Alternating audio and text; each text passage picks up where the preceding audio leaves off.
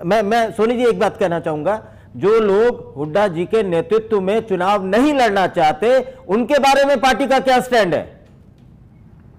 वो वीरेंद्र सिंह जी का अपना निजी स्टैंड है कि वो चुनाव नहीं लड़ना चाहते, और वो राज्यसभा सांसद है, उनको क्या पता विधानसभा चुनाव नहीं लड़ना। वो कांग्रेस पार्टी के सीनियर लीडर है वीरेंद्र सिंह जी, और कांग्रेस में ही है वीरेंद्र सिंह जी। नहीं तो इस बात पर कोई चर्चा हुई सर या नहीं हुई? क्योंकि तमाम जगह से जब कार्यकर्ता आए, आपके उम्मीदवार आए जो 2009 में हारे थे, उन्होंने ये विषय तो रखा ही होगा कि साहब ऐसे ऐसे हालात भी हैं, क्या करना है। वीरेंद्र सिंह जी भी 2009 में चुनाव हारे थे, तो उनको भी आ जाना था। उन्होंने स्पेशली हमारे जो प्रभारी है शकील अहमद जी, उनको फोन करके बोला है कि आज मेरी कोई व्यवस्था है दिल्ली के अंदर, तो मैं आज नहीं आ पाऊंगा इस मीटिंग में। तो वीरेंद्र सिंह जी कांग्रेस के साथ है और कांग्रेस के लिए मजबूती के लिए कार्य कर रहे हैं। अच्छा ठीक है, रही हमारे साथ जेटली साहब, क्या मुख्यमंत्री घोषणा मुख्यमंत्री है? क्योंकि आज ये बयान दिन भर सुर्खियों में रहा। अनिल विज साहब ने बाकायदा आंकड़ों के साथ ये चीज पेश की। आपको लगता है कि मुख्यमंत्री ने 10 साल में, आप पहला कार्यकाल छोड़ दें, इन 5 सालों में सड़क, बिजली, पानी, इन सब को लेकर केवल घोषणाएं घोषणाएं घोषणाएं की हों? देखिए, सारी हरियाणा प्रदेश की जनता जानती है, इसके लिए अनिल विज जी के बयान की कोई खास ज़रूरत नहीं थी, क्योंकि पीछे भी अगर आप जाके देखें, हर समाचार पत्र में आया, हर तरीके से बताए गए, हर आंकड़े हर बार आते जा रहे हैं कि मुख्यमंत्री जी घोषणाएं करते हैं, कितनी घोषणाओं पे अमली जामा पहना चुके हैं और कितनों पे नहीं कर चुके हैं। आप देखिए, जितने भी आंकड़े अनिल विज जी ने रखे हैं, अगर पिछले 4 साल से देखें, अखबारों की सुर्खियाँ बनकर आए हैं वो। आज जो अनिल जी ने जो बात करी है, हम पिछले 9 सालों से यही बात कहते आ रहे हैं कि ये मुख्यमंत्री हैं जिनको घोषणा मंत्री कहा जा सकता है, क्योंकि इन्होंने जितनी भी बातें करी हैं वो घोषणाओं में करी है। मैंने बार बार इस बात को रखा कि जितनी भी घोषणाएं हों उसमें से मात्र 17% जिसमें आर्थिक रूप से ज़्यादा योगदान नहीं था, वो घोषणाएं तो मुख्यमंत्री जी पूरी कर पाए। जिसमें आर्थिक रूप से योगदान था वो घोषणाएं इनकी पूरी नहीं हो पाई। 22% टोटल घोषणाएं जो इनकी पाइपलाइन के अंदर थी, आज तक ये कोई बात पूरी नहीं कर पाई। इतनी छोटी सी बात ये पूरी नहीं कर पाए कि हरियाणा प्रदेश की जो 85% आबादी है वो प्राइवेट कंपनियों में जॉब करती है, उनको उन्होंने एक आश्वासन दिया था कि मैं आपको मिनिमम वेजेस दिलवाऊंगा, आपके वेजेस बढ़वाऊंगा, 8,000 समथिंग आपके वेजेस करूंगा। तीसरे एक ही महीने के बाद इन्होंने अपनी घोषणा बैकआउट कर गए, वो भी वापस ले ली। तो मैं सबसे बड़ी बात कहूंगा, सबसे बड़ा जो छलावा और धोखा उन्होंने किया वो हरियाणा प्रदेश की जनता के साथ ही कर डाला, और ऐसी ऐसी बातें इन्होंने कर रही। आज ये बात करते हैं कि हम डॉक्टर्स की नियुक्ति करेंगे, 9 साल तक 10 साल तक मरीज मरते रहे हॉस्पिटल में, आज ये डॉक्टर की नियुक्ति की बात करते हैं। आज ये बात करते हैं हम टीचर्स रखेंगे। बच्चे हरियाणा के स्कूलों में फेल होते चले गए, बच्चे पूरे के पूरे स्कूल फेल हो गए, 10वीं क्लास में एक भी बच्चा पास नहीं हुआ, 10 साल तक इन्होंने ही नहीं देखा। तो मैं ये बोलना चाहता हूं, जो विज साहब बात कह रहे हैं, ये बात 9 साल से चलती आ रही है। आज अगर आप देखेंगे तो इंडियन नेशनल लोकदल ने जो 9 साल से बातें रखी हैं, वही बातों को हल्का सा ब्रश लगा के पेंट करके आज लोग अपनी राजनीति चमकाने की बात करते हैं। आज ही आपने बात करी, आपका प्रश्न रखा हुआ है आपने, मैं उससे पहले बोलना नहीं चाहता था, लेकिन जब आपने बात छेड़ी है तो मैं आपको ये भी बताता हूं कि हमारे हरियाणा प्रदेश में कुछ ऐसे भी राजनीतिक दल हैं जिनके नेता पुराने कैलेंडर अपने ड्राइंग रूम में टांगते हैं। जैसा कि आज कुलदीप, ये जो क्या नाम है इनका, बिश्नोई साहब ने आज एक ऐलान किया कि मैं बिजली का घोटाला उजागर करने वाला हूं। मुझे ये समझ नहीं आता, या तो ये हरियाणा से बाहर रहते हैं या हरियाणा में रहते नहीं है, हरियाणा की चर्चाएं नहीं सुनते हैं। इंडियन नेशनल लोकदल ने फरवरी में प्रेस कॉन्फ्रेंस करके बात रखी थी कि इतना बड़ा घोटाला है, इतने पैसे का घोटाला है, कैसे घोटाला हुआ, सारी डिटेल दी थी। आज ये आरटीआई लगा के 30 दिन के बाद ये अखबार की सुर्खियों में बनना चाहते हैं। प्रेस कॉन्फ्रेंस कर रहे हैं कि मैंने बिजली का घोटाला उजागर किया।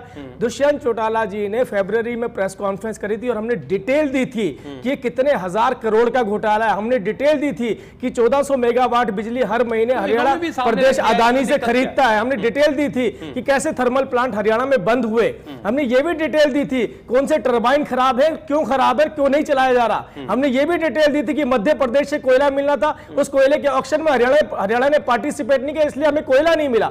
तो मैं आपको यह बताना चाहता हूं, आजकल छोटी छोटी स्टेटमेंट इंडियन नेशनल लोकदल जिसके लिए संघर्ष करता आया, उसको निकाल के लोग अपनी राजनीति चमका रहे हैं। खासतौर से हरियाणा जनहित, खासतौर से सभी दल, जैसे आपने बोला क्योंकि आपके पास रिकॉर्ड होते हैं, रिकॉर्ड उठा के देखिए। हम बार बार ये बात बोलते आए हैं, ये मुख्यमंत्री नहीं घोषणा मंत्री हैं, आज कोई नई बात नहीं हुई। हम बार बार बोलते आए हैं बिजली के घोटाले हो रहे हैं, कोई नई बात नहीं हुई। तो मैं आपको यही बताना चाहता हूं, 9 साल के संघर्ष में जो हमने जंग लड़ी है, उस जंग की क्लिपिंग्स उठा के आज लोग अपनी राजनीति चमका रहे हैं और वो चलने वाली नहीं है, चलने वाली नहीं जनता है। को मालूम है कि चाहे जंग बीजेपी किससे हो लड़ी। या फिर हजका, चाहे कोई भी दल हो, नहीं चाहे बीजेपी हो, दो ही तो राजनीतिक दोनों ही दलों की बात कर रहे हैं, दोनों ही दलों की बात कर रहे हैं। जवाहर जी आपसे हम जवाब लेंगे, लेकिन चूंकि पहले संध्या बजाज जी की जिम्मेदारी है जवाब देने की। संध्या बजाज जी, आपके नेता ने पुराना मुद्दा उठा लिया।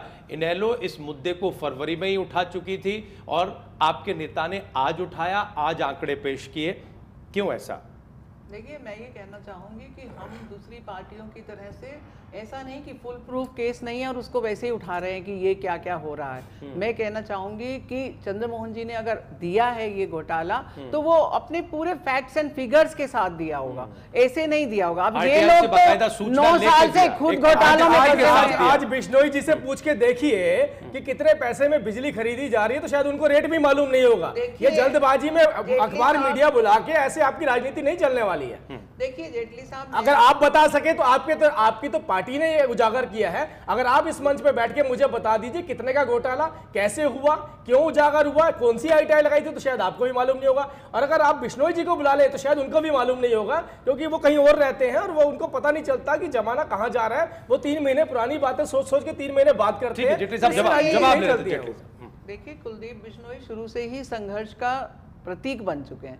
आप कह रहे हैं इनेलो के लोग कि हमने संघर्ष किया, आपने क्या संघर्ष किया? आप तो जेलों में बैठे हुए हैं, जेल का हमने सिंपैथी संघर्ष किया, लेते तभी हैं। हम जेलों में बैठे हैं। आप देखिए, बाहर हैं क्योंकि आप कांग्रेसियों के साथ चलते हैं, देखिए, आपको डिफेंड करके चलते हैं। वो उसको जब छोड़िए, नंबर को नहीं सुनना है। व्यक्तिगत नहीं, हम सुन ले, देखिए, व्यक्तिगत नहीं। आपने कहा पहले कि जी सिंपैथी देखिए किस बात की ले रही हैं संध्या जी। मैं ये कहना चाहूंगी कि आप सिंपैथी किस बात की लेते हैं? जेल में बैठने की, कि जेलों में हैं हमारे नेता, इसलिए प्लीज आप वोट दीजिए। आप हमारे हारने को। की सिंपैथी ले रहे हैं क्या? तो उससे बेटर है, जेलों से बेटर है कि अब लोगों को ये समझ में आ रहा है कि हाँ क्यों हारे। तो दूसरी बात, आप चंद्रमोहन जी के लिए पूछ रहे हैं, तो मैं आपको ये कहना चाहूंगी कि सब कुछ उनको फुल प्रूफ होएगा। कोई आरटीआई लगाया, आपने कोई आरटीआई लगाया, हमने सब फिगर्स लिए, उसके बाद वो कह रहे हैं, और वो सरकार के बाद में उसमें वो बता रहे हैं, वो उप मुख्यमंत्री भी किस तरीके से हुड्डा जी ने उनसे क्या क्या बिहेव किया, ये आपको सबको मालूम है कि किस तरीके से वो रहे हैं वहां पे। तो सब कुछ सहा है चंद्रमोहन जी ने। आप उनके ऊपर ऐसा वो नहीं लगा सकते कि जी वो बिना फैक्ट फिगर के उन्हें तो पता ही नहीं होगा।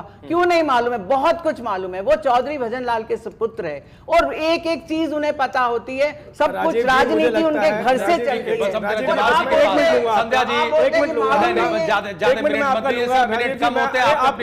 दोनों राजनीतिक दलों पर आपने आरोप लगाया, जवाहर जी से जवाब। मैं इनकी बात नहीं कर रहा हूं, जवाहर जी मैं दूसरी बात कर रहा हूं। मैं 1 मिनट लूंगा आपका। मैं सिर्फ इतनी बात बताना चाहता हूं, जो ये बात नहीं बता पाएंगे हरियाणा प्रदेश की जनता को कि घोटाला था क्या। बेसिकली ये घोटाला कुछ नहीं था। यहाँ पे एक पहले हमारे पहले बिजली मंत्री हुआ करते थे। संध्या जी 1 मिनट, हमारे बिजली मंत्री हुआ करते थे, फरीदाबाद से बिलोंग करते थे। उन्होंने एक कंपनी से नेगोशिएशन किया था। वो नेगोशिएशन में बिजली हमें थोड़ी सस्ती मिल रही थी, जिसमें मुख्यमंत्री जी को कमीशन कम मिल रही थी। उसके बाद उन्होंने एक नए बिजली मंत्री बनाए जिन्होंने अदानी के साथ नेगोशिएट किया, और उस नेगोशिएशन में एक MOU भी साइन हुआ था 20 साल के लिए। 20 साल MOU गवर्नमेंट अगर साइन करती है तो वो रेट अपने फिर चेंज नहीं कर सकती है।